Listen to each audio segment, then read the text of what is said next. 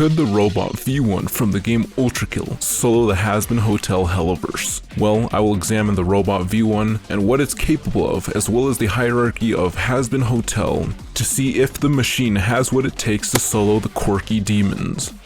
Let's begin with the hell cleansing robot from Ultrakill, V1. Now, I have a couple vids in which I try to examine the machine, but as new info comes out from each level and update, the scaling changes just a little. Another thing to note is that some feats and certain in-game mechanics or attacks reference other things but are not explicitly stated or clarified by the creators of the game to be that one thing, so the info might be a bit finicky. According to forums, Reddit posts, and info from power scaling related wikis, V1 is a surprisingly durable and powerful robot for its size as scaled by its own community. For speed, V1 is pretty fast, as you can see in game, with his lowest scaling being hypersonic because it can keep up and move around bullets in game without having to dash, to the highest scaling which I found, which is stated to be around somewhat faster than light, since some attacks from characters like Gabriel are light-based and Minos Prime produces some attacks that are adjacent to black holes or could be actual black holes, again not really specified, but V1 is still able to get away and dash away from them. Moving on to attack, V1 goes from city level to maybe even universal level, from the most common conclusions that people have made from the V1 power scaling subsection of the community. And this comes from the earlier parts of the game to now, which is why there's such a big disparity between the power scaling. But to start with city level, this comes from V1 shooting bullets that are easily capable of destroying incredibly large characters, which would require city level based attacks to actually do anything to them. But the universal or even slightly lower cosmic level comes from the Minos Prime black holes, and also the divine attacks from Gabriel, which were given to the angel by the god of the Ultrakill lore, which is more than likely the creator of the verse. So the angels should have attacks that hold at least some of that power. Now, going back to the black holes, if they are actual black holes, then even small ones like these, which are around the size of a meter, would be enough to destroy planets if it just passed by them. It could also destabilize and eat away at parts of a solar system if kept there for a little while. So just by the black holes from Minos Prime, V1 is at a cosmic level of power, since V1 from the game can dish out and handle the direct power output of the Prime Souls.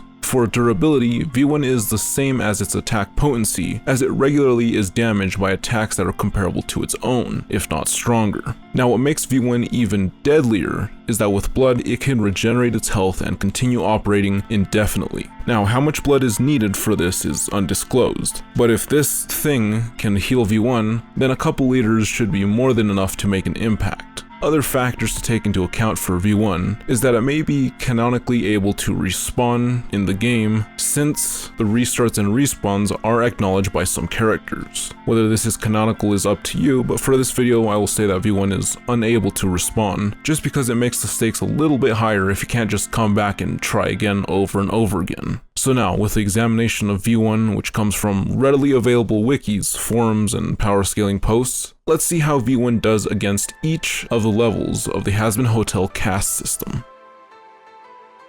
The Sinners and the Hellborn. These are the lowest in terms of power and societal standing in the hellaverse. Although they are their own separate groups with their own abilities and whatnot, I would just lump them together since their scaling is similar. But for their power, they have been shown the ability to take on large creatures, which can threaten towns. For durability, they are able to fight each other, which would place them at the similar level to their power, and this is also supported with the scene from the beam attack that is calculated by others to be around town level. So their durability is at this level. For speed, the Sinners and Hellborn are hypersonic, as they can dodge bullets from high caliber guns quite easily. So now, how do these lowly demons compare to V1? Well, V1 wins easily. Even at the lowest, weakest, and most pitiful scale for V1, the robot is still stronger than the Sinners and Hellborn in all stats, so it's no contest.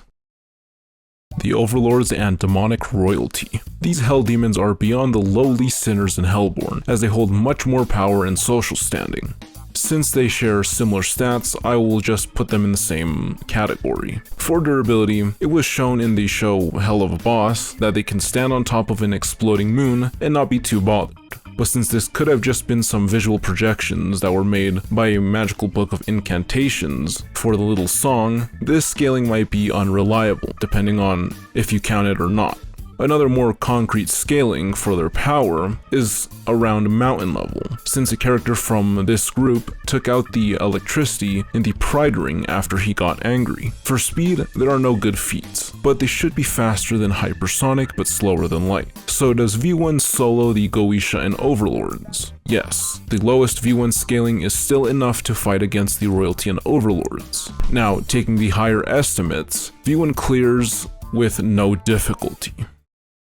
The Quirky Sins, the most powerful and influential demons from the Helluverse. Each of these characters completely overshadow the Overlords and Goetia. They control each of their respective rings and are also like the politicians of the Hazbin Hotel Hell. Now, the main issue with these characters, apart from the narrative, is that there are little to no feats for them, or much of anything that would help give an estimate as to how powerful they are. The only thing to go off of is that they're easily able to overpower the lower demons, as seen with similarly powerful characters like Adam, so it can be assumed that they are more powerful by an undisclosed multiplied factor. But no matter how strong you think they may be, they would still get beat by V1. They would have a chance against the weakest V1 scale, but anything more and they would get defeated without too much difficulty. Now for the only character that can actually give V1 an actual fight, the Lucifer, a high-ranking fallen angel. Because of this high-ranking position that the Lucifer once held, he and other angels had a part in the creation of the Hazbin Hotel universe as a whole by expanding it. Now, they may have just made some planets or other celestial bodies, since their involvement is not really shown or said, but since the Hell in Hazbin Hotel was made by Lucifer, that would make him universal level or so at his highest scaling, since it's a universe. For speed, it is unclear, but many agree that he would be closer to a speed of light calculation, or even somewhat faster than light. Now, how does he do against V1? Well, using V1's and Lucifer's strongest community-made scale, they would both be around the universal level with similar speed. So this fight would be decided by their actual abilities and fighting intelligence, rather than who's stronger, faster, or more durable. Both characters are extremely maneuverable, with Lucifer having flight and shape-shifting, while V1 can dash, slide, swing around, and b-hop around.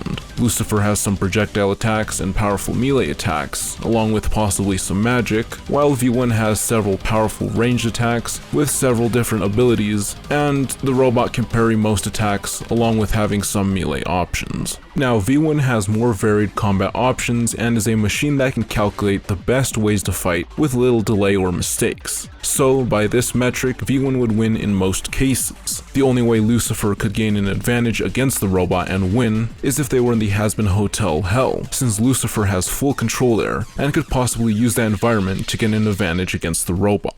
Now going back to the original question of the video, could V1 actually solo Hazbin Hotel? Well, yes. With V1's scale being more consistent with the higher estimates, V1 has more than enough power, durability, speed, combat experience, and abilities to solo all of Hazbin Hotel. The only real obstacle that the robot would face would be the Lucifer, since it's the character that is closest to the overall capabilities of V1. But V1 would more than likely win simply because of the amount of offensive options and combat expertise that the robot has compared to a depressed Hell Ruler, which makes it so V1 solos.